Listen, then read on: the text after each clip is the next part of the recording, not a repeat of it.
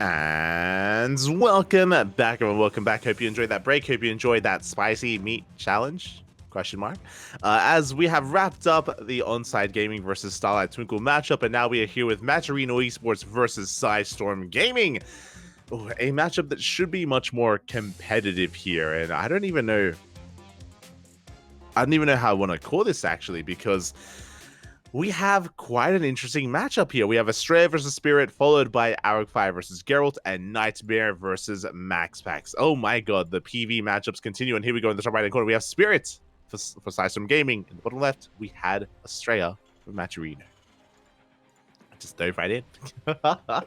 I was caught off guard, Pappy. Caught off guard. I was actually looking at the other matchups, but yeah, we do have quite a number of PV matchups here for you, of course. Very Protoss heavy lineups between both Matcherino and PSISTORM, and we'll see which direction this goes in. I believe predictions are open in the chat, so place your bets on how you think this best of two will go. A 1-1 or a 2-0 in either direction. Best of luck. As, of course, Astrea has been on fire recently. We did, of course, cast KSL yesterday, or the day before, yesterday, I think. And we actually saw and covered Astrea defeat Bjorn in a pretty convincing fashion as well. Astrea has been popping up, and a big reason for this is because of ESL Masters Winter. With the new season around the corner, we have seen Astrea and a lot of players actually peak in skill and look damn good. But, you know, hey, if you can take down Bjorn, can you take down Spirit? I mean, they're very different players. Very different play styles. Bjorn is a very aggressive player, very in-your-face. Spirit, a little bit more mellow, a little bit more defensive and macro-oriented in nature. We'll see if Spirit can keep up with Astrea and even overcome, surpass him. As Spirit, of course, is one of the best Terrans in Europe. And here we go. We do have a rack expand. Very economic opener here out of Spirit.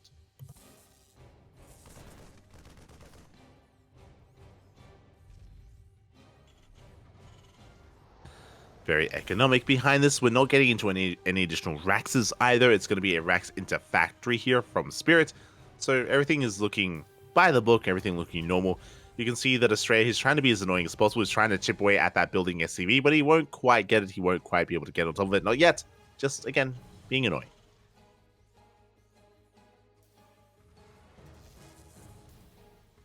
As you can see here, he's just tasing away at that SU whenever he can. The Adept is also going to be making its way across the map. We have our tech of choice, and Astrea is going to be going for an Adept. Sorry, going for a Stargate opener, not a Twilight Council. Stargate on the way. Should be for Phoenixes as the probe finally does go down. Finally is chased away and shut down by Spirit. It did not get information of the build, did not get into the main, didn't see the factory or the starport. Adept shades in and does get eyes on the factory. So just like that, we at least know it's not going to be a 2-on-1 variation or a 3 racks, for example, which is more common and more popular than a 2-on-1, I mean. So we're able to at least confirm that. The Adepts do make it back home as well. And we are going to be getting ready for what comes next. It looks like we are setting up for a mine drop. Now, we'll see if it's going to be a mine drop or if we go into a marine mine drop instead. There are different variations that we can go for. Some more potent than others, as oh my god, we're committing quite hard here to those mines. We have a third mine on the way, potentially a fourth mine by the time the medevac does arrive. Back at home, Astrea, of course, banking up his Phoenixes, immediately going into a Twilight Council. So this is not going to be Phoenix Colossus, something that we're more accustomed to, something that we're more used to here. Is not what Astrea is going for. As he's going to be going for a more, I imagine, Phoenix charged lot heavy composition instead.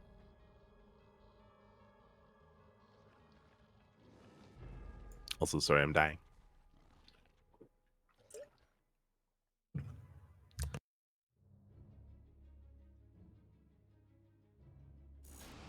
Oh, god. Dying, puppy. Alright. As the mine drop is going to be threatening the main base. Phoenixes are in position, going to be able to zone it away for the time being. We do have another mine threatening to waddle into the main. Oh my god, the medevac does go down. And the wind mines, they do not burrow at all, not in time, and they will be shut down as well. Spirit's a bit asleep at the wheel there. Unable to keep up with Astrea. Does end up losing 2 of those mines. I believe there's a third mine somewhere out on the map, but yeah, really clean cleanup out of Astrea. He did get the third mine. Uh-oh. Yeah, all 3 Widow Mines did go down. Now we can go across the map. We can shut down some of these Marines. There is no stim, so we can just bully them. Oh my god. That's 3 Widow Mines, a couple of Marines, no scouting information from Spirit, which is a little bit devastating, to be honest. It means that Spirit, he actually doesn't know that there's no Colossus. He doesn't know that it's going to be a charge out composition instead.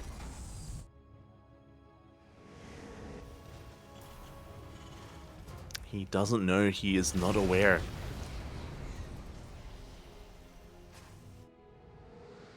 Behind this, of course, Astrea, he's just getting his third base up and running, fully operational. One of the pieces takes a lot of hits, but Astrea able to pull back, keep it alive for the time being. And yeah, Spirit for now, he's contained. He's contained to 2 bases. He's in the dark. He doesn't know what exactly is going on. And he can't know, not yet, not unless he invests into a scan. Third CC is thrown down. Again, Spirit, we've spoken about him before, and this is what I kind of alluded to. He's not really one to go for big 2-base all-ins and pull the boys. No, he typically goes towards the mid-game. Third CC is thrown down. It is quite far behind, protected from the Phoenixes, and also hidden from the Phoenixes as well. As they go in, they take down, they shut down a Cyclone. They're looking to get a second Cyclone as well. The Clean Feed is struggling a little bit. Really just impressed by how much damage these pieces have done. And yeah, with that, they don't quite get the Viking, but we're getting a bit of a slideshow here. No, it looks like actually it's in-game. Oh, no! No! Now we understand, as it looks like one of the in-game observers is lagging out. A really rough moment to actually have some latency as well. And oh yeah, hopefully everything does clean up. Hopefully they're able to sort things out. So the big thing here is hopefully that the latency didn't actually affect the game there and didn't affect the reason why Spirit actually lost the Cyclone. If that is the case, then we may actually end up remaking. If not, then we may just sort out the latency issues and then dive back into this. But yeah, the clean feed has been a little bit shaky here tonight. We saw it like drop once in the last series, and here again just a little bit of latency issues. A big reason for this, just for some context, I'm sure you should be fully aware of this, is when it comes to the clean feed and the Chinese feed as well, because of course this is held by SC Boy, they're based in China, is that they do actually funnel it all through a VPN. They actually have to use a VPN as well to connect to the Americas server and to connect to the Korean server as well. So because of that, sometimes connections can be unstable, you know, not the most reliable.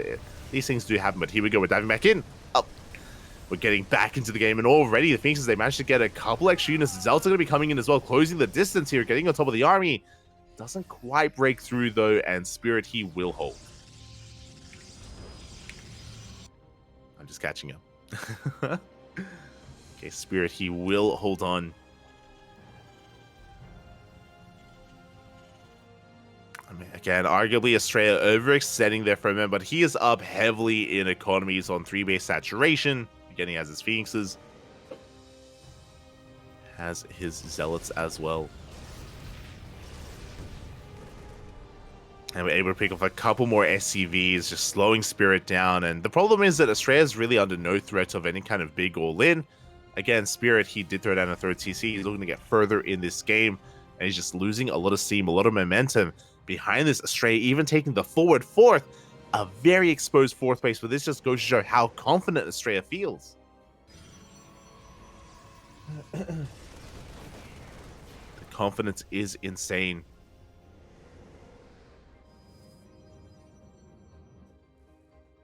As, I mean, it's warranted, to be fair. It is a little bit warranted at this point. As Astrea has map control, you know, he's been able to pick apart and reset the Widow Mine counts over and over again. We have another massive wall of Zelts moving out. Third base has been spotted. And it's taking a couple of hits. Not too much, though. But again, Spirit, he has to take a more defensive position to actually hold on to it. Aye, aye, aye. Meanwhile, we have a Ghost Academy on the way for the eventual Ghosts.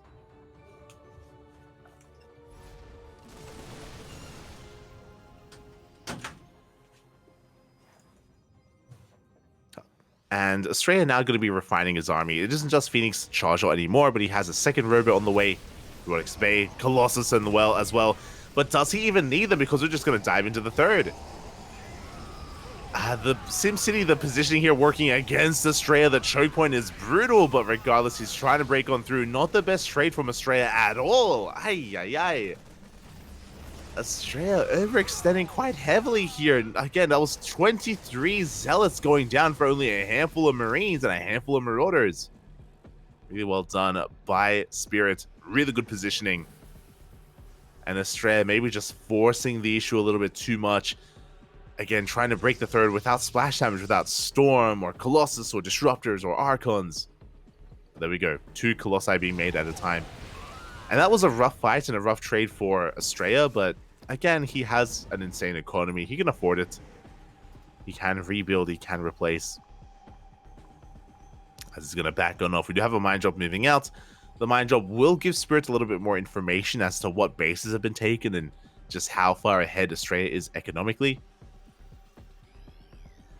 But even if that's seen, I don't know if Spirit can do much about it. As the army moves out, it creates an opening for these Phoenixes. You're able to threaten the dive. Mind Drop does spot the fourth. Oh, do we have a reaction? We do. We do have a reaction. No! Oh my god, the Mind Drag. 8 workers go down. Ay, ay, ay. A juicy connection there from Spirit. The beginning of the comeback, just like that. Spirit, he catches up. He's on 66 workers compared to the 67 of Astrea. Widowmines are going to reset. Meanwhile, Astrea going to be pushing on forward. Again, he's not as far ahead as he once was.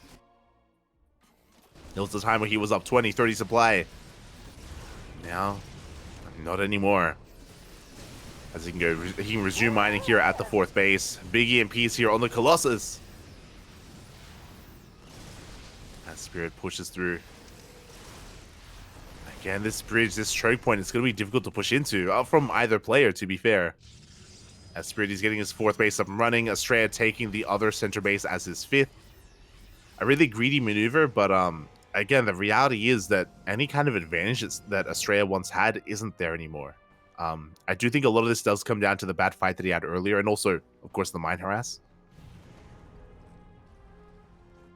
Yeah, he has been hurting. And here we go. Spirit behind this is getting into the 2nd starport, +1 ship weapons. He's working towards Liberators. And even the Marauders actually being able to lay siege upon this base from the high ground. Colossus is going to be forcing it back for a moment, but we have additional Vikings on the way. Widowmines are set up as well, and yeah, Spirit, he's come back. He's making a game out of this. Oh, even denying more mining time. 12 probes going down. Oh my god. This Marauder's just going ham. And getting even more done. Finally, the Marauder does fall. Eventually.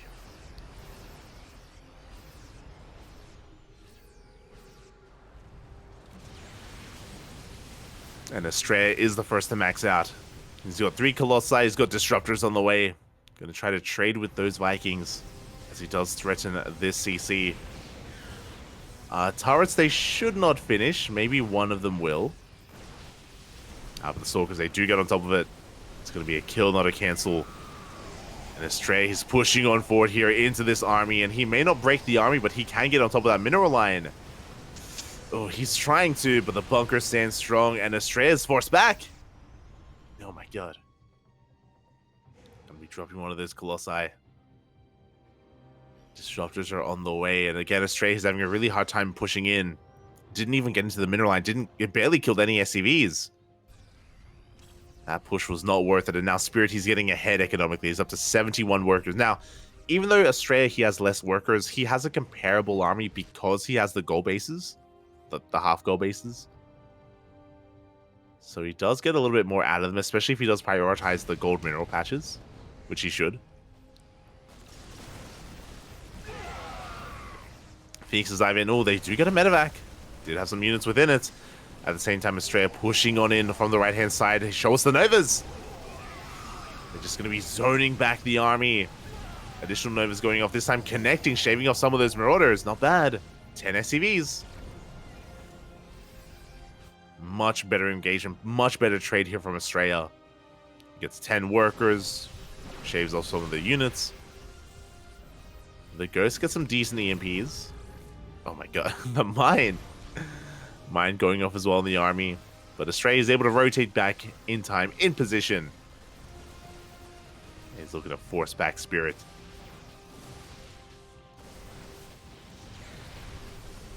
Catches the Medivacs, catching a lot of Medivacs actually, and now the Ghost. Oh my god. This feels like a really awkward here for both players. Spirit though with the high ground, it does get one of those disruptors. Oh, barely doesn't. As Astrea is taking a 6th base. Oh my god, sometimes all it takes is one Liberator and yeah, so much less mine time. Just needs as a massive Zealot gets into the 3rd. A lot of SVs, most SVs going down as we bust into the natural as well, and now Spirit, he's all in. He has to commit, he has to push up this ramp, but it's a Novus, no! Oh, he's not looking! He's not looking, but he takes a massive Nova to the face, and that's going to be the end of the army. Spirit is forced back, and he loses 27 SCVs across the map. One wrong move as he pushed out. The Zealot Runback crippled the economy, and he runs into Disruptors, into Novas. And you can see Spirit plummet in supply. And now Astrea, he's going to get a full surround of Spirit. He now comes across the base. Didn't even know it was here.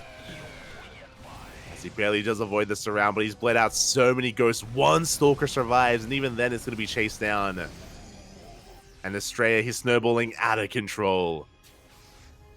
Again, Astrea, his PvT has been on point recently, and you could definitely argue there was some moments here where he overextended and, you know, maybe had to calm down at least a little bit, but he was able to maintain himself, able to stay ahead as well. Nova goes off, connects with the Marauders, GG gets called, and Astrea will take game number 1. GG. Solid game there out of Astrea. Meanwhile, Spirit, a big shout to Spirit because he was able to weather the storm despite falling behind early on, despite having his initial mine drop shut down, despite losing so many Marines, being contained to 2 bases for so long as well, and being harassed at his 3rd. He was able to fortify himself and eventually keep up with Astrea, max out himself, and have a more competitive back and forth. Of course, it did lead into what occurred at the end there, where he just happened to be moving out and happened to expose himself as a result, and things escalated very quickly out of control, and Astrea was able to capitalize on that.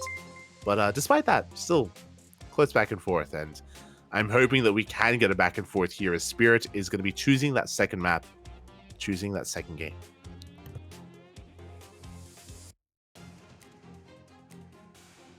Here we go. We'll see where Spirit wants to take us. Whether a more aggressive map like Hardlead, for example, or a more passive map even. We can go to the extremes like Radisson Station, or even a map like Golden Aura, and no, not quite Golden Aura, but along similar lines, a similar vein even. It's going to be Oceanborn. We're going under the sea. Let's go. Also, I just realized, is this a new room for Astrea? It's not a new room, but like, I feel like, is he back in the States? I remember he was in a different room like maybe 4 weeks ago. I know last week he was in this room, but you know what this looks like? If you've been here, and we're gonna see some Gerald later on. Gerald is no longer in his attic. He's no longer in his room. Like, we see a different background, a different setup. And maybe he was kicked out. Maybe maybe Astrea kicked him out because, mate, that looks like another attic room. Just saying. And here we go in the bottom right-hand corner for PSISTORM Gaming. It is Spirit. And in the top left for Matcherino, we have Astrea. I was caught off guard because we didn't get there we go. I was about to say we didn't get to see Spirit's face. We didn't get it. Smooch. But yeah. The narrative, it's all coming together. It's all coming together. Really, Matcherino Esports versus PSISTORM Gaming. It's not about the games. It's not about, you know, what is really on the line here. It's whether or not we can get Gerald back into his bedroom. Aye. Not like this. Smooch.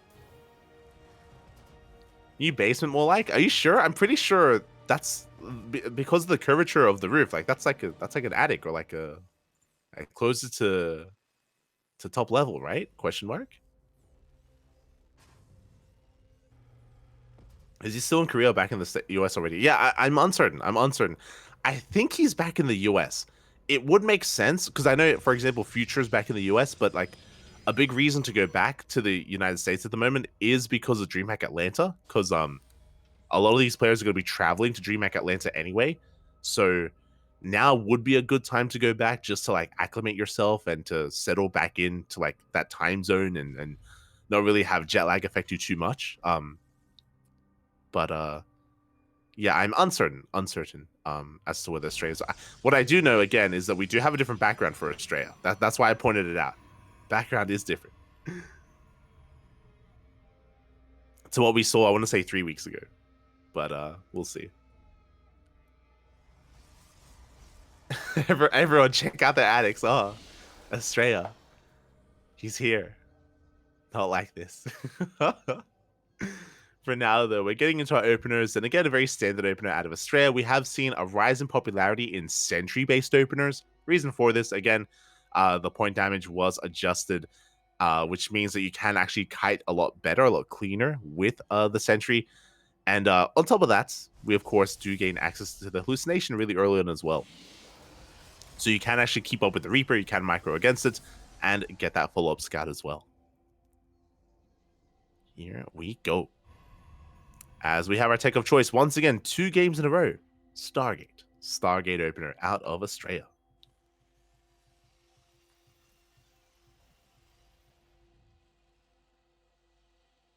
Oh, and a big shout out to C. Grail in the chat. Thank you so much for subscribing to Twitch Prime for 10 months. Oh my god. Thank you so much, Piper. Thanks so much. We appreciate the support, C. Grail. We appreciate it. Also, I was meant to give a shout out earlier as well because there was a new subscriber earlier. So thank you. It did slip my mind, but we appreciate it. We appreciate it. Kira, can you remind me of the name? As for now, hallucination comes in, does get eyes on the opener as well. That is going to be a hidden second Rax at the natural base. Oh my. It's going to be a hidden... Oh, there we go. As we have additional Raxes on the way as well. It is going to be a 3-1-1 setup here from Spirit. And Astrea, he's going for the same thing, actually. He's going for a Stargate opener into a Twilight Council, into, I imagine, charge. Also, that's my mistake. It wasn't a hidden Rax at the natural. It was a hidden CC at the natural, and that makes more sense. I was like, why is he hiding the 3-1-1? Like, what's going on here? Oh, he's hiding the CC. This is a very greedy opener. This is the 3rd CC before that 2nd and 3rd Rax, by the way. So very greedy here out of Spirit. We'll see if he can get away with it. We'll see if Astrea can get eyes on this as well, because this is wild. This is typically not something that you can actually get away with in this matchup. As the Oracle does get into the main base, 3 SCVs do go down, but only 3 workers. Meanwhile, it is not charged. We're actually going to be switching gears entirely into Blink instead. So Stargate opener into Blink is not something you see too often, but you do appreciate it. The reason why you don't see it too often is because Phoenixes and Blink Stalkers, they actually serve the same role. And I must have missed seeing things, or maybe I saw the hallucination and my brain just assumed it was real. But usually you don't go for both, you go one or the other. As we can see, the Stargate was mainly used for Oracles, which is why we're hard switching into Blink Stalkers instead. And the hallucination does get eyes on the 3rd CC. Has been spotted, has been revealed.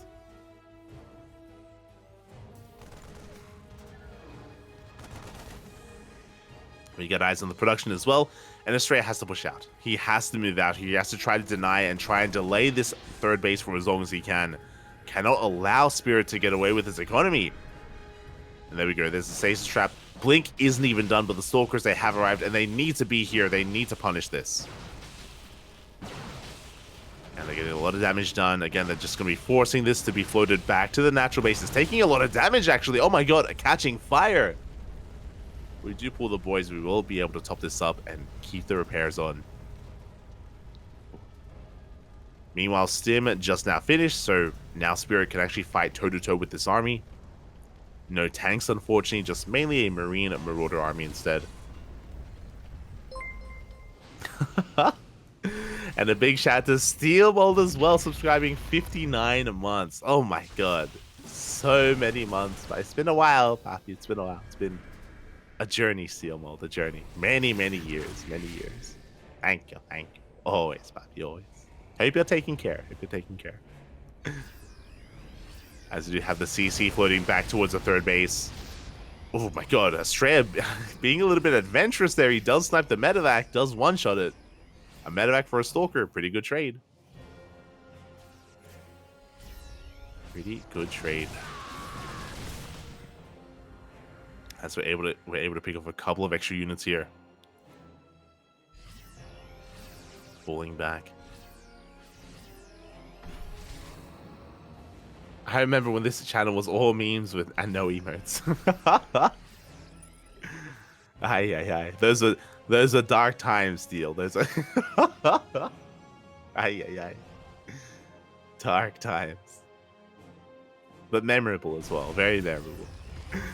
As for now, we do have Spirit pushing on the right-hand side. Again, he's just breaking free from his shackles. Third base, getting up and running, fully operational. As he moves out, though, he's going to be pushing into a Colossus.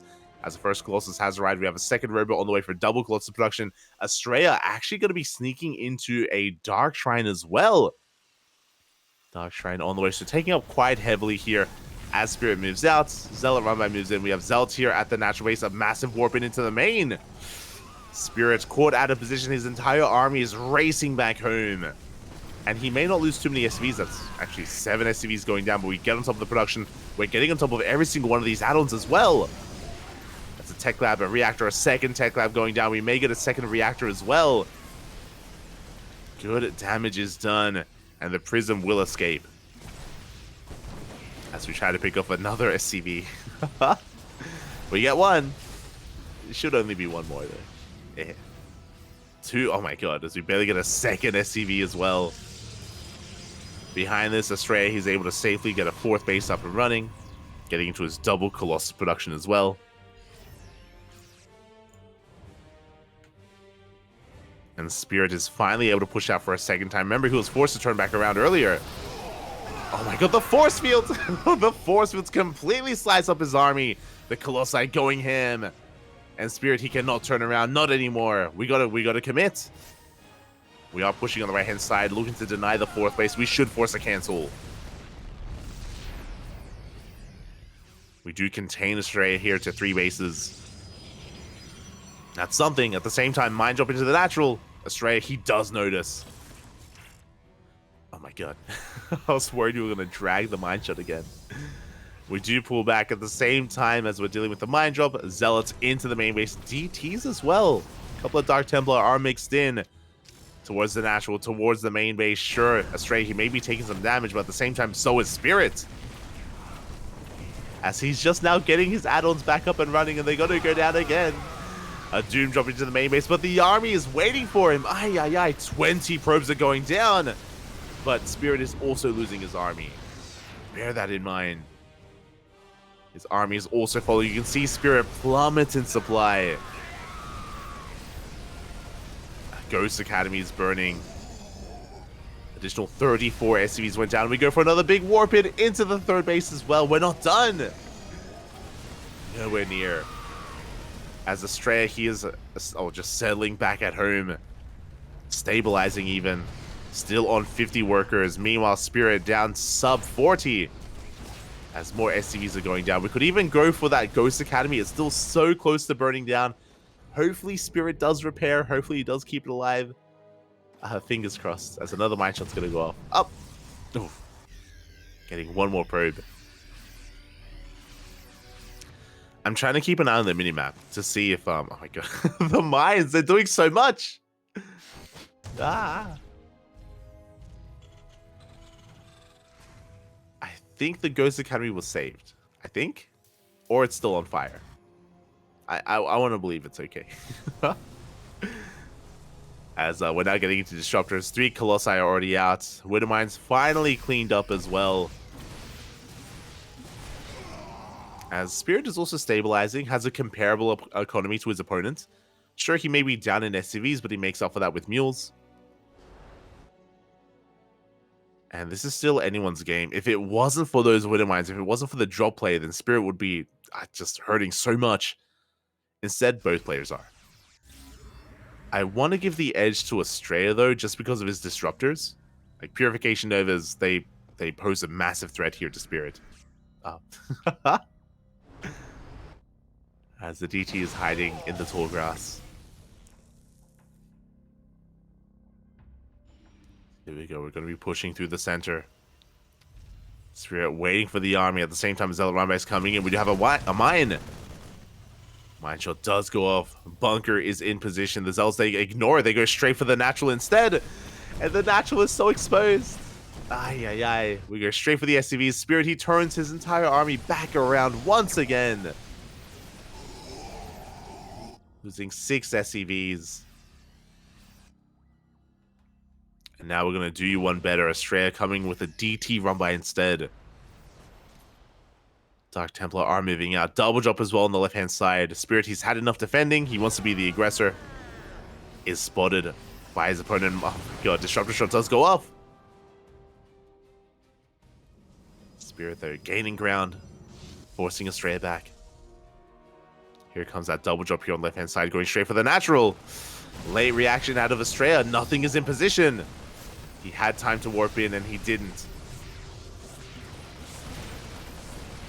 Yeah, Robo is going to be depowered. We could even go for the Robo itself. Cannons are falling. Astrea, he still maintains his army on the right-hand side. But he's going to be forced to cancel. At the same time, though, a DT counterattack here at the third, the picture-in-picture. Nerva's going to be going off. They take down one of the ghosts, but it looks like Astrea, he cannot push in. He will lose this base. Where are the Stalkers? The Stalkers finally do arrive. 1 Colossus goes down, but the Nexus falls. That is 2 Nexus going down for Astrea. The Disruptors, no. And Spirit, he's pulling Astrea apart. That's a kill, not a cancel. Successfully just pulling him apart left and right. Astrea cannot keep up, not anymore. He did amazingly harassing across the map, but in these big engagements, he has been struggling. And another Nexus. The third base is going to fall as well. Ay, ay, ay. Astrea knocked down to 2 bases. He was doing so well, but he just couldn't keep up. And Spirit is fighting back. It's DT counterattack coming in. Going to try and force out a scan. There is potential with these Dark Templar, but there's that scan spent. Ghosts are ready for EMPs as well.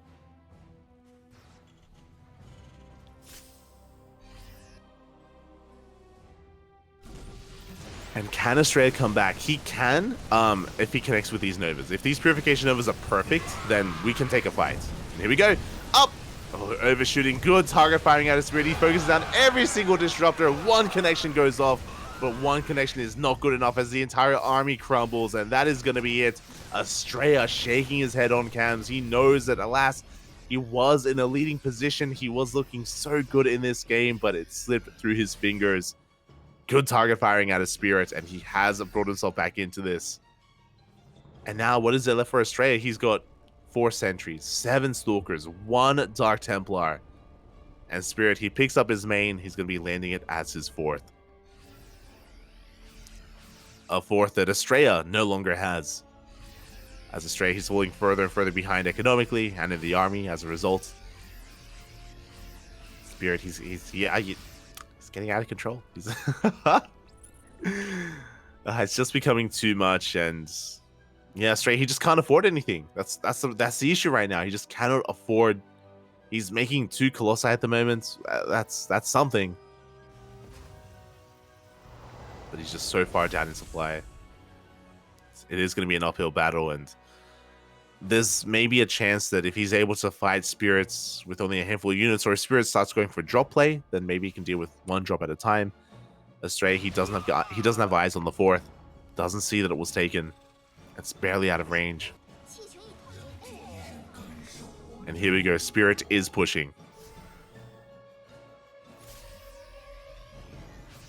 Scan does get eyes on the stalkers. Good EMP. Now with these sentries, we can force field the ramp. We can try and cut the army in half. That will make things more manageable. Of course, Spirit, I'm sure he's aware of that, so he's being careful with his movements. Doesn't want to get caught out. Force fields are thrown down. Big EMPs here on the army, and we can just dive on top of it. We get on top of one Colossus and the second as well, and there is, again, nothing remaining here. GG gets called, and Spirit, with a bit of a smirk, he's showing emotion, Poppy, emotion. We're getting there. GG Spirit will tie it up 1-1. GG. Let's go.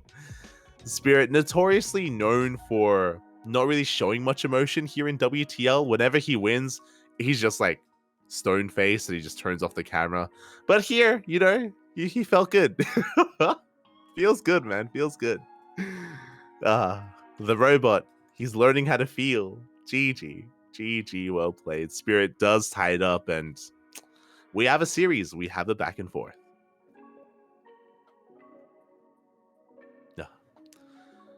We have a back and forth here, and again, we didn't start with Arrogfire versus Gerald just because I believe they may be a little bit preoccupied. I'm not too sure if ESL Europe has started. It's possible. It looks like it has. It looks like the European regionals have begun. As a result, that may be why we postponed. Just double checking here. And otherwise, maybe our players just weren't available, but hopefully they will become available throughout the course of the night. And if we have to, we can dive into Nightmare versus MaxPax first. We'll see. We'll see. As we're going to be going on a short break, we're going to be looking for our players. And when we return, we'll have our next best of 2. See you soon.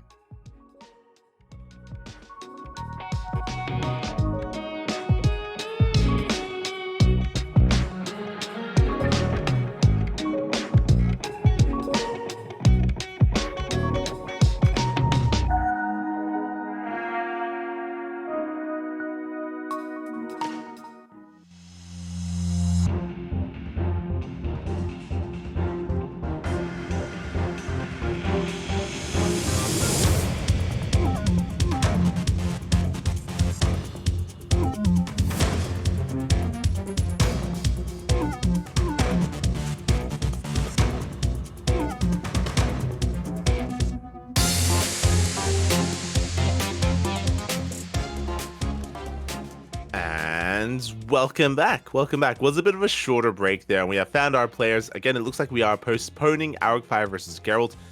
Hopefully, we are able to play that series out. If we aren't able to find our players, there may be a walkover in one direction or the other. But for now, we have this matchup here before us. It is going to be Nightmare versus MaxPax in a PvP, starting off on Equilibrium. Let's go. And I'm ready for it. I'm excited for it.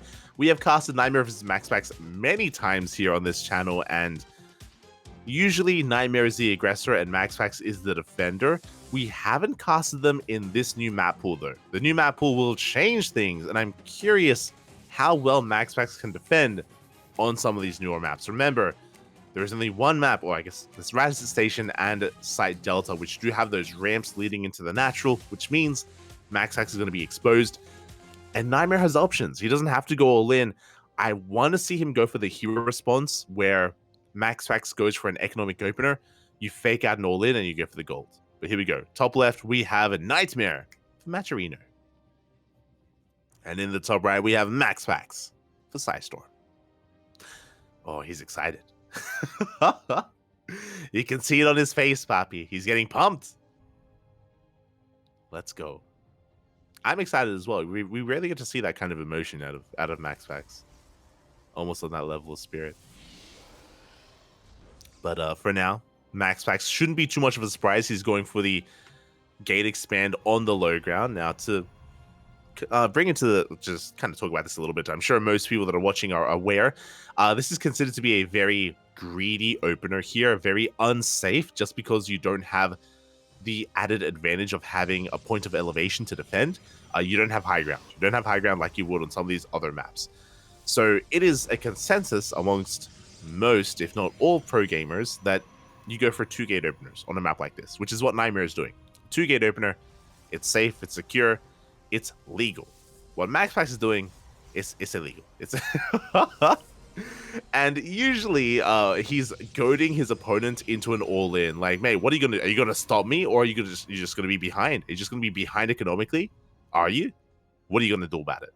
And then we all in. Then Nightmare all ins, and then MaxPax defends, and that's PvP in a nutshell. We'll see what Nightmare goes for. Now, what we have seen in the past, and why I say like the hero response, because I've seen mainly Hero do it and a couple of other players every now and then, but it was on Royal Blood last season. Royal Blood, Hero versus MaxPax. Multiple times we would see Hero fake out an all-in or open up aggressively and then follow it up by going for the goal bases as his natural and his third base as well. And that is something that you can do on Equilibrium as well. It does have, of course, certain similarities to Royal Blood, that being the goal bases. So that is an approach you can take. For now, though, an approach that Nightmare isn't taking, as we have a Stargate opener at a MaxPax. Should be a Stargate, then into expansion. The reason for this is you can make an Oracle or even a defensive Void Ray in case you're being all-in. And MaxPax now does expand. Meanwhile, Nightmare goes for the proxy in the center of the map, but it is spotted already. Proxy Stargate, and already the pylon is being focused down. Oh. And this pylon is going to fall. Now, despite the pylon falling, Nightmare, he's here. He's forced to cancel. This is brutal. I was going to say he's going to try to 5-foot control the center and send a second probe and repower the Stargate and just send it anyway, but this is a rough start. A rough start for Nightmare. Oracle's on the way.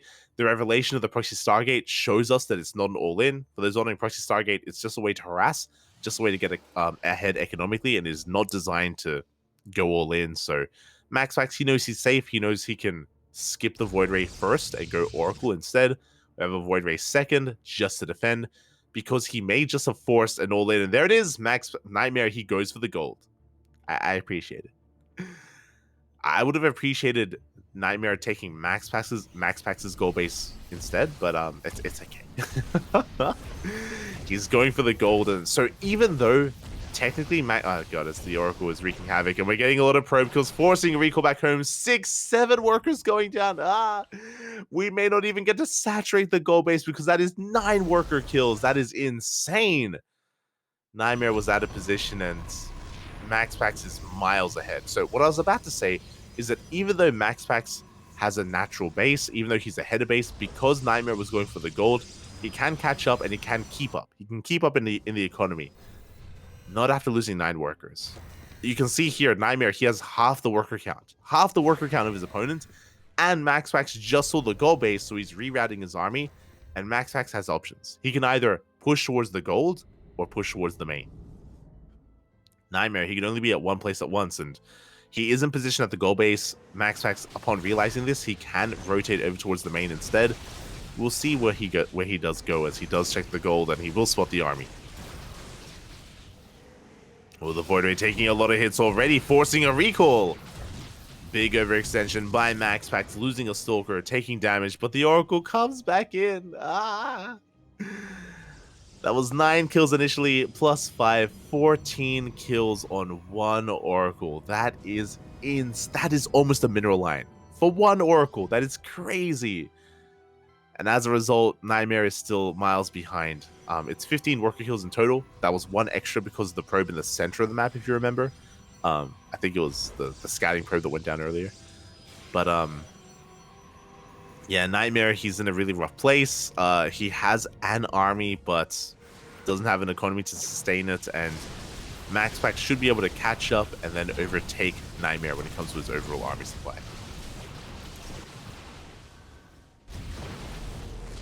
Here we go, we're diving on in. The shield battery putting in a lot of work, keeping the Stalkers alive. The Adepts are cleaned up. They get 2 worker kills and only 2 worker kills, as we at least kill the Void Ray and the shield battery.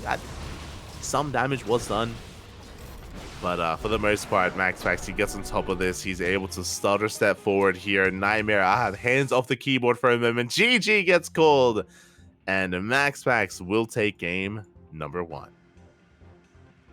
GG, well played. Ay, ay, ay. That was a rough game one. Again, for Nightmare to be scattered in the center of the map, for him to be forced to cancel that Stargate, that was already a brutal moment. That was already rough to begin with. And then he was out of position. He saw the Stargate. Maybe he was hoping it was a Void Ray first. He was woefully underprepared for the Oracle, and he lost everything. Ay, ay, ay. GG, well played. MaxPax takes game one, but Nightmare has a chance at redemption. He can bring it back here in game number 2. Let's go. We have a chance to tie it up, and right now, PSISTORM, they're leading 2-1.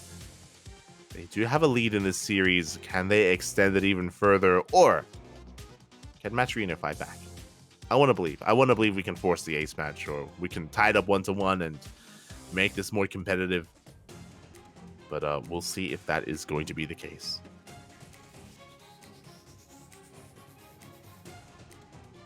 I can totally see. Oh, yeah, I'm glad you see it as well. Yeah. It wasn't just me. I saw the excitement in his eyes, Bappy.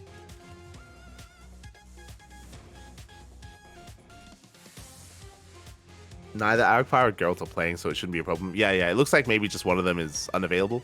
Hopefully, we're able to find everyone, and hopefully, we're able to have Arrogfire versus Gerald soon TM after the series. And here we go. We're just getting ready for that second game, and it looks like we have our map of choice. Nightmare, he's going for Oceanborn. And we're loading in the top left-hand corner for Matcherino Esports. It is Nightmare. And in the bottom right for PSISTORM, we have MaxPax.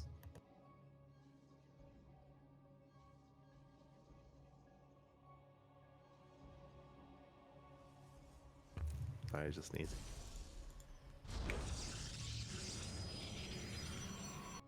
As we are just settling into our game so far. Once again, MaxPax going for the low ground gate expand, and Nightmare is doing his best MaxPax impression, and this is what I want out of players. Take it to MaxPax, get down and dirty, play his game, as Nightmare is also going for the gate expand on the low ground as well. Now, what is interesting about this is that, one, Nightmare is opening up double gas, so he's going to have faster tech, and MaxPax, upon seeing this, he can also pull off one base all-ins. He doesn't have to go for an economic opener. Upon seeing how exposed his opponent is, he himself can become the aggressor. I'm curious if he will, or if he won't, because for now, only a single gas, which means MaxPax is most likely to just go for an expansion from here. There it is. There is that expand from MaxPax. This time, not going Stargate first. That is a Nexus before Cybercore. So very economic here from MaxPax.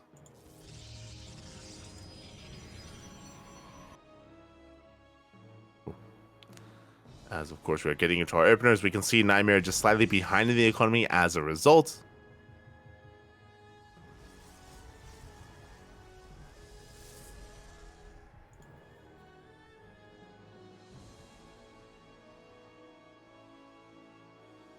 Oh, sorry, it's just catching up. So we do have Nightmare being slightly behind. He should expand here eventually, as he's just banking up those resources, but because he went for a faster second gas geyser, it did lead into a delayed Nexus here, as it is now thrown down, and MaxPax will get eyes on it. He does see, he does know. Meanwhile, MaxPax, of course, is working on his own Stargate back at home. Going to be a Stargate follow-up here from MaxPax. So far, unscattered. It is a little bit further back. The pylon actually finished. Did finish for Nightmare. We can see MaxPax, he realizes that there isn't really aggression coming, so he cancels the shield battery. He doesn't need it. And we have Stargate versus Stargate. Now, I'm curious if MaxPax is going to go Phoenix or Oracle. We have the potential for Phoenix Wars here if both players go for Phoenixes. But I believe both players haven't scattered each other, so they're not fully aware of what's happening. Yeah, you can see for a moment, MaxPax started Phoenix, but he changes his mind. He goes into an Oracle first. Oh, and Nightmare is going double Stargate. I like this. Let's go. Double Stargate instead, but MaxPax, he shades into the main base, and he should get eyes on this. There we go. He sees the Stargate, sees the Phoenix, sees a second Stargate as well. And MaxPax now knows that he is behind in the Phoenix production. And immediately he starts up his own. We cancel? I don't know if I like this. We cancel the second Stargate. We're going straight for a fleet beacon for, I imagine, a fast mothership.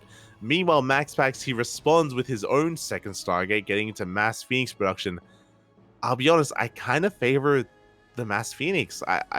I feel like that's the route that we want to take. Oracle goes in, 3 workers go down at the natural. Phoenixes are on the way. So there is a timing. There is a window. If we do go for a mothership rush, where the mothership can kind of throw down Cloak and Nightmare essentially can snowball out of control because we don't have detection. No, we're rushing into Phoenix range. Yeah, I'm still not too fond of this because this tells us that Nightmare is indeed going mass Phoenix, but he's just gonna have less. And Phoenix range, it is a good upgrade, don't get me wrong, but it's not as impactful because once the distance is closed, it doesn't matter. The range won't matter if we're able to close that distance and get on top of the army anyway. So yeah, I'm curious. This is going to be very micro-intensive from Nightmare. He has to make sure that he's able to stay at range here against the Phoenixes of MaxPax. MaxPax is getting into his own fleet beacon, pumping out 2 Phoenixes at a time. I should soon be pumping out 2 Phoenixes at a time.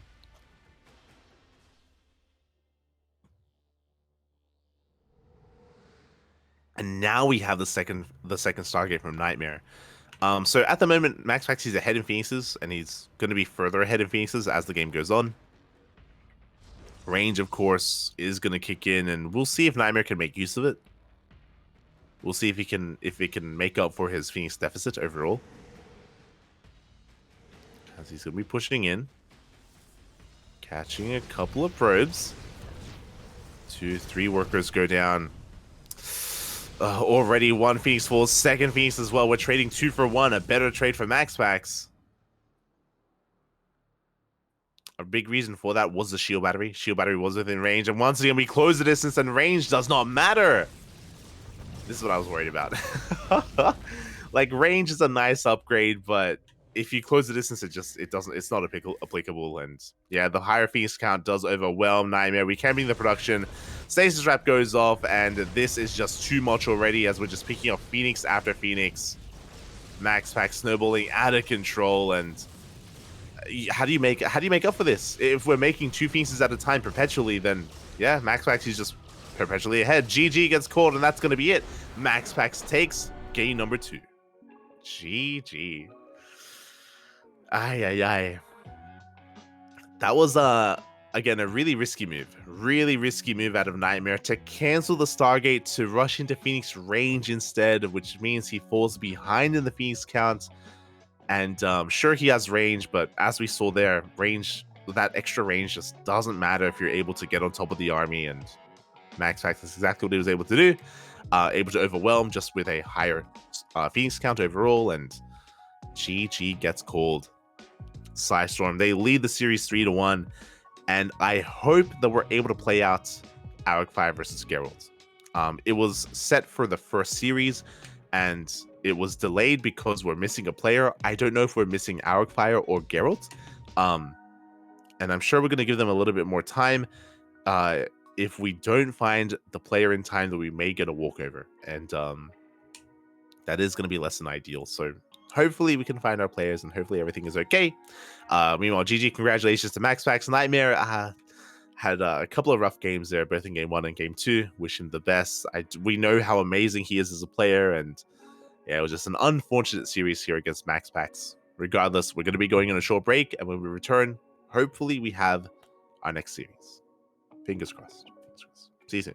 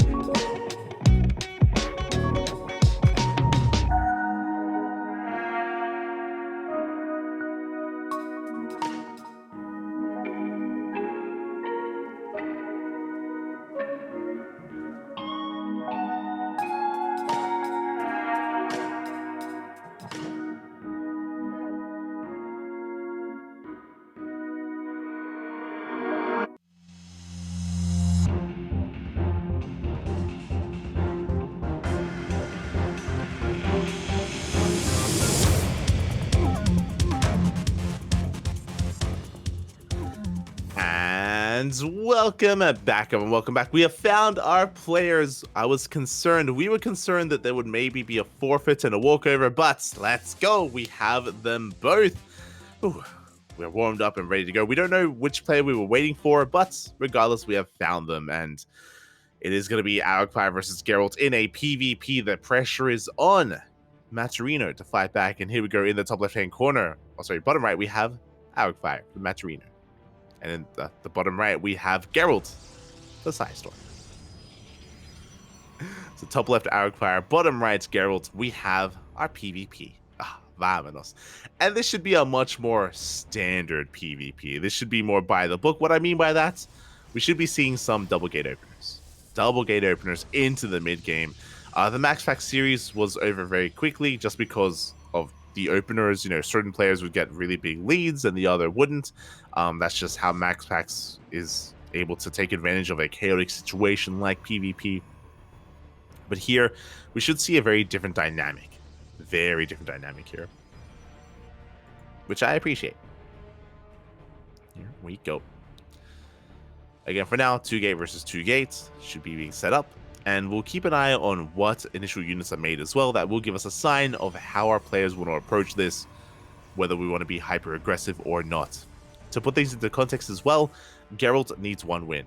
Gerald needs one win here for his team to take it all to become, or to win this series. Meanwhile, Arrogfire, he needs to win both to force the ace match. And that's really the first step, because the ace is most likely going to force out MaxPax, and how do we bring him down? You know, it's going to be a PvP regardless. And do we want a rematch between MaxPax and Nightmare? Do we want to send out Astrea? I do think Astrea is a very chaotic player, and I would love to see an Astrea versus MaxPax. I think that would be very interesting. But, you know, I guess maybe I'm getting ahead of myself because that is what we can start theorizing if Arrogfire is able to pull it off. For now, Gerald, he goes for a hidden proxy pylon, and this should be for a proxy Stargate. I'm just being reminded now, and I'm sure Kuro from production is fully aware as well. Gerald has been very fond of proxy Stargate in PvP. When we casted him, the last couple of times we casted Gerald in PvP, he proxy Stargates every game. Every single game proxy Stargate at least once a series, if not every game in a series as well. Just very fond of it. I mean, it's not bad. It's not a bad opener. It's a way to get ahead economically, to get into a mineral line, and to kill some workers.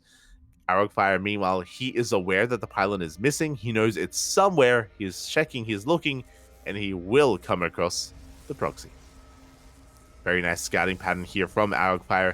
Again, very wise to double check upon seeing that the second pylon was not in the main, and he does confirm the Stargate, does see the Oracle coming out. Immediately, he reroutes his attention from the Stalkers. They're making their way towards a proxy, and they should shut it down. But Gerald is not too far behind. He's looking to try to keep this proxy alive. The Adepts do make it in. They focus down the probe. And, oh, the tall grass working against Arrogfire. Sorry, against Gerald there. Takes him a little bit too long, and the pylon will fall. But a second probe has arrived, and we're looking to repower. There it is. Pylon is thrown down once again. Third Stalker has arrived. Arrogfire, can he deny this pylon? It's going to be close, but we're up to 4 Stalkers, and we should be able to deny this Stargate for a second time. It's going to be close. Yeah, we can force a cancel. Oracle will not finish, but Gerald, he comes back in. The probe is coming back in to throw down a third pylon, and he will get it down. Adept makes it into the main base. Oh, we may even... we have a shield battery in position. We have a warp in as well. We will get it back up and running. Meanwhile, it looks like, yeah, that Oracle will come out, I believe. The pylon is about to finish up. But meanwhile, Arrogfire doesn't care. Not anymore. He's going to be applying pressure to the natural base. Trying to force his way across the map into that main. Or just denying the natural even. That's it does sustain a lot of damage. As did the Phoenix force a cancel on the Oracle, or did it die? Because there was a Phoenix camping in that location. Yeah, this Phoenix here, 0 kills. Okay. It looks like we canceled. Looks like the Oracle was canceled in the end. It is going to be rebuilt, but yeah, it's going to be shut down. Oof. That is 3 pylons, by the way. 3 pylons were invested into this proxy, and it just doesn't come to pass. Oh wait, no, the Oracle survived. Let's go. It was recalled back home. Okay. So the Oracle did make it out. It didn't die to the Oracle. It did make it out, and it can add some value, but as we can see so far, hasn't really paid for itself. Now, does Gerald repower this Stargate for a 4th time? Does he does he go for a 4th pylon? Aye. He might. As for now, the Oracle making its way towards the main. There's already a shield battery in position, so this Oracle shouldn't get too much done. There's a Stalker as well, so we can DPS the Stasis Trap or the Oracle itself. Stasis Trap is going to be thrown down, up, and we'll catch 2 probes and a Stalker as well. Not bad. Not a bad start here. Blink is still on the way, but the Phoenix will chase this down, and yeah, that is going to be the end of the Oracle, as it won't be able to outpace this Phoenix. Yeah, Oracle does end up getting focused down. Now we can focus on our main defense here. As Gerald, he's working towards Immortal production. He is behind when it comes to Blink. Blink is now done for Arrogfire. Gerald 1 step behind here. Building up his Immortals. 3rd base is delayed. And Gerald is stuck on 2 bases. We'll get a Phoenix. Ooh, just barely. And we have to respect the Immortal. We have to respect the defensive position here of Gerald.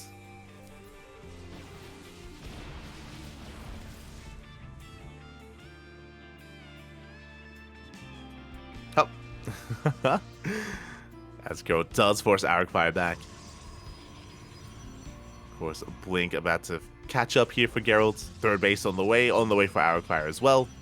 When it comes to the main armies here, once we can take a moment to take a step back here and just look at the game state. Essentially, Geralt, I would kind of give him the edge. He does have 2 Immortals now with his main army. He has a Forge on the way for +1, so does Arrogfire, but again, the main difference in the composition of the armies are the Immortals of Geralt. Arrogfire does have a higher Stalker count, but I mean, that's what the Immortals are for, to make up for that. As we're kind of settling into our game. Settling into the mid-game. We had a pretty chaotic start when it came to the skirmish around the proxy, but outside of that, things have been looking pretty stable. As we do have Gerald now moving out.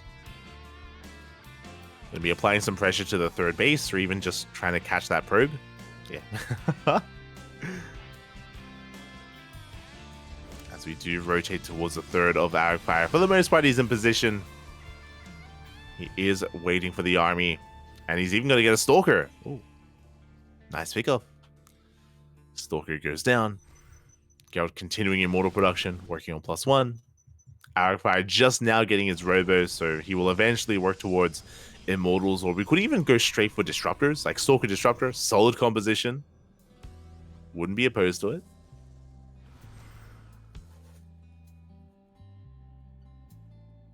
Sedep's going to be baiting out a Blink, threatening a Shade. Charge is on the way. Gerald, he's just refining his army, working towards charge lots, soon to be. I was going to say Archons, never mind. Geralt is the first to throw down a Bay. That's a Robotics Bay and a facility as well. Getting ready for double Disruptor production. I'm a little bit surprised that Arrogfire hasn't teched in that direction. Like, pure Blink Stalker Disruptor is the thing.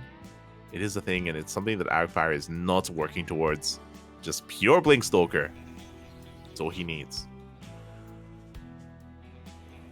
And to be fair, the Disruptors aren't out yet. We don't have that Bay finishing quite yet here, so there's a lot of potential for Arrogfire as he forces a recall.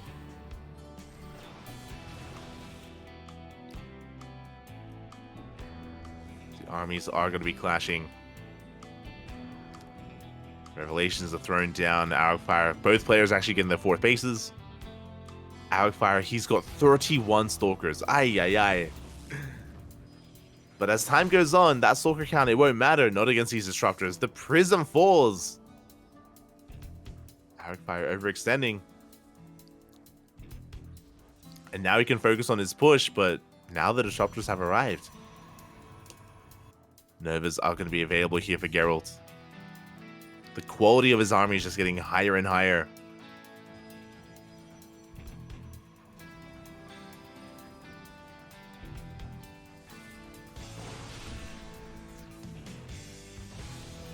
here we go. The armies are going to be skirmishing here on the left-hand side. They're just looking for a way in. We do have those disruptors coming out. Show us the Novas, man. Show us the Novas. Yeah, as we do blink on forward, Stasis Trap is going to go off. Catches a lot of these Stalkers, actually. A lot of them are caught out. Arrogfire pushing on in, pushing into these Immortals. There's no... there is a shield battery, but it's a little bit far back. Nova charge as well, further back. We dive on top of the army. We get on top of 1, 2 disruptors. The Novas will not connect. But those Immortals, they're going ham. Oh my god! And Arrogfire, he may not have taken any Novas to the face, but he lost so many Stalkers in that dive. That was not worth it. And he didn't even get every Immortal, didn't get every Disruptor. We still have some remaining. And Gerald, after that one fight, is ahead. Up until then, things were pretty close. Things were pretty even between the players, and obviously there was a lot of potential in Arrogfire's army composition and just the pure Blink Stalker, but wasn't quite worth it in the end. He does go for another big warp in. He's pushing in again. Forcing back those Stalkers. Nova connects with a Sentry, takes down a Stalker as well. Arrogfire trying to take another base, a 5th behind this. Warping 5 Stalkers at a time. Meanwhile, Gerald, he throws down a Dark Shrine. Can go for some DT harass. Nova goes off. Disruptor goes down. No! Oh my god, Nova will connect. Massive connection here on Arrogfire, and that may just be it. Losing far too much in this dive. The Immortal going ham. 1 Disruptor barely survives, and that's going to be the entire army of Arrogfire getting cleaned up.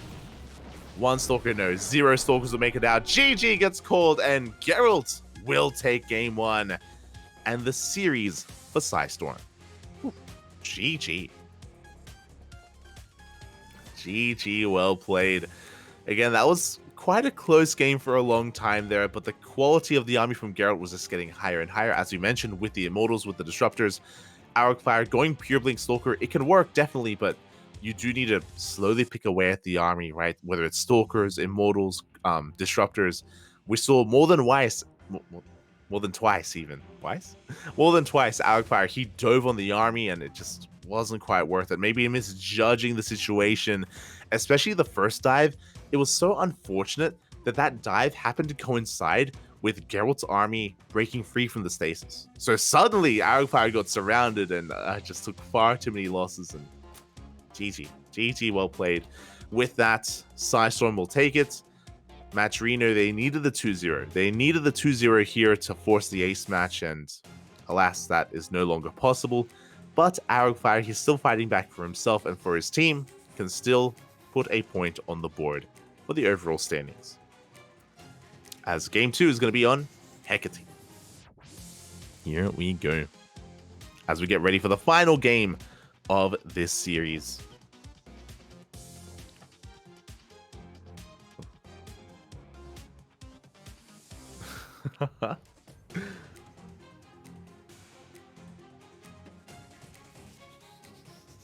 Here we go. As we're getting into this, and in the bottom left-hand corner, oh, we have for Matcherino, Arrogfire. And in the top right, we have Gerald for PSISTORM.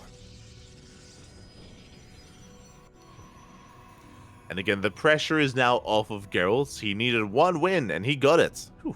And it was quite a win as well. You could see Gerald breathe a very big sigh of relief after that game. Now he can be a little bit more comfortable getting into game number 2. You can say the same for Arrogfire, where there's a little bit less pressure on him now. He can just get into this with a little bit less on his mind, a little bit less on his shoulders. Gerald is in the house. Oh no. Not like this. Gerald, he's escaped the attic. He's loose, Papi, he's loose. Where is he? He's calling from inside the house. Ay. This is what I was saying again. Like, he's not in the attic anymore. I'm telling you, Astrea, he took over. Not like this. As for now, double gate openers from both Gerald and Arrogfire. 2 gates all around. Probes are marauding the map. Looking for potential pylon locations. Looking for potential proxies. There it is. We do have our proxy pylon thrown down for Gerald. Now, this pylon is pretty far away, so it doesn't look like he's going to commit, but it does look like Arrogfire is going to commit as he throws down his pylon and he gets spotted. He, I believe, got scattered? Question mark? Did he? Up. Check his vision. No shot. Did he miss it? Did Gerald? Okay. Thank God. He's just going to rotate around. He gets onto the high ground. He sees the robo. This is a one base all in and scattered well ahead of time. Mentioned before, proxy Stargate is just to get ahead economically. Proxy robo, we're all in. We are all in. Now with this, we can get into either Immortals or, of course, a Warp Prism to get Adepts into the main base. We'll see how we coincide this, how many gateways are thrown down alongside this as well, as Gerald does slip into the main, gets eyes on 2 gates. And his Stalkers, they're making their way towards the pylon. Oh no. The army of Arrogfire is distracted. This Stalker is stuck in the main. The pylon finishes and it cannot break free, and that means that this pylon is going to go down. There's no saving it. Immortal's on the way. It's being chronoed, but this robo is going to be depowered. Now we can throw down another pylon. We can try to keep this proxy going, but this is a disastrous start for Arrogfire, as the Immortal is halfway done. We have a Sentry going for Hallucinated Scout. Another Stalker rocking up. You can see Arrogfire. He wants to try to repower this. He's here for it, and Geralt is also here to intercept, waiting for what comes next. Yeah, Probe goes down. Arrogfire getting caught out of position as well. The Sentry has been spotted. Geralt, he rotates around to the high ground instead. He is ahead in Stalkers, ahead in DPS. Yeah, bullying back the army. He gets 1. And he's going to get a 2nd. Not like this. Yeah, Sentry goes down. 2 Stalkers barely survive. Robo still depowered.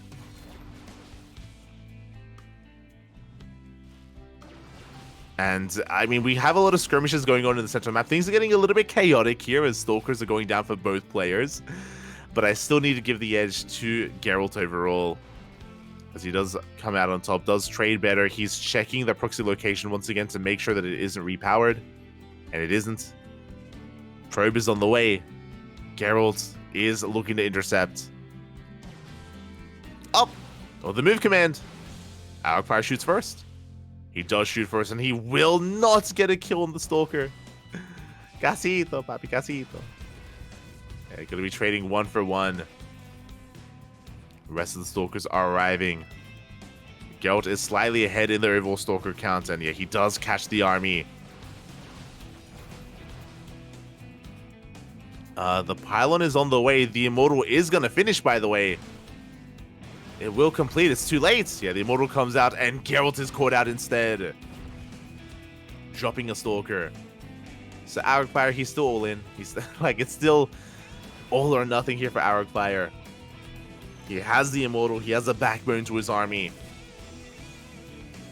Meanwhile, Geralt's getting further ahead economically. He's up 10 workers. Shield battery overcharge is available. He's getting his own defensive Immortal as well.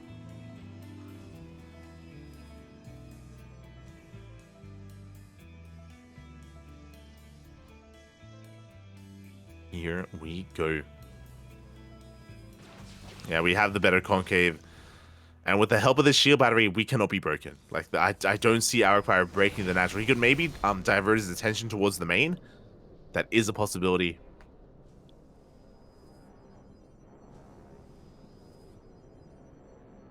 But for now, the Stalker count is just getting higher and higher. Blink is done. We dive on top of the Prism. We get on top of the Immortal as well. And that's going to be all she wrote. That's going to be all that's left. GG gets called, and Geralt will take the 2-0. Popping off and cleaning it up here for his team. Rounding it out for Slice Agree. The thumbs up. Good job, Pappy. My condolences to Arrogfire. My condolences, as there was a lot of pressure on him, and he just wasn't able to pull it off in the end. Unfortunately, his match was delayed, and again, we're not too sure as to the reasoning for it, but regardless, he was at least here to play it out, and PSISTORM do take it 5-1. GG, well played. Against PSISTORM Gaming, they've been looking damn strong this season. They've been looking good, powerful even, and yeah, they're looking to make a playoff run if possible. Meanwhile, Matcherino just struggling a little bit more here. And that is our series done for the night. In 2 days, Saturday, not tomorrow, but in 2 days, on Saturday, we have day number 2 of WTL Round 7. It's going to be the Starving Camels versus the Kwangdong Freaks and Platinum Heroes versus Dragon Kai Z Gaming. Again, this is only day 1 for the week. We have day 2 on Saturday and day 3 on Sunday as well. So plenty of matches available this week for WTL. She's gonna step on us. Gonna step on us. Shout out to Honkai Stars. They do sponsor this tournament. Ubu, Papi, Ubu. And thank you so much, everyone, for tuning in. I do know that ESL Masters is currently ongoing as well, so a bit of an overlap when it comes to the content, but hope you all enjoyed yourselves. And yeah, check out ESL Masters Winter, the European regionals, as they are currently ongoing. What match is going on at the moment? I think it's a Laser versus Lambo, ZVZ. So you can check out the main stream for that. Meanwhile, we are done for now. I say for now because I'm very tempted. We may be live in an hour or two, in a couple of hours, with ESL Masters Americas. The Americas regionals are in a couple of hours, and we do have permission to co-stream. We have permission to co-stream the European regionals as well, but we were casting. And we don't have permission to start like mid-broadcast. We have to be at the beginning of the broadcast for the regional. So we missed out on Europe, but we'll be there for the Americas. So if you're interested, then we will be live covering the Americas region.